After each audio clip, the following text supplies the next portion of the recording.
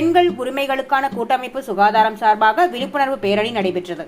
திருவள்ளூரில் சிநேகிதி வளரிலும் பெண்கள் இனப்பெருக்க சுகாதாரம் மற்றும் உரிமைகளுக்கான கூட்டமைப்பு சார்பில் திருவள்ளூர் மீரா திரையரங்கில் இருந்து மாவட்ட ஆட்சியர் அலுவலகம் வரை மாணவர்கள் விழிப்புணர்வு பேரணி ஏற்படுத்தினர்.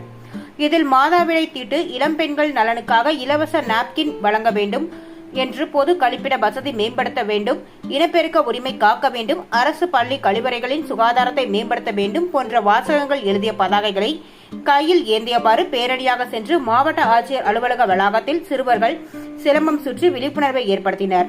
முடிவில் திருவள்ளூர் நகரமன்ற தலைவர் உதய மலர் பொன் பாண்டியன் கலந்து கொண்டு மாணவர்களுக்கு மரச்செடிகளையும் கேடயங்களையும் வழங்கினார்.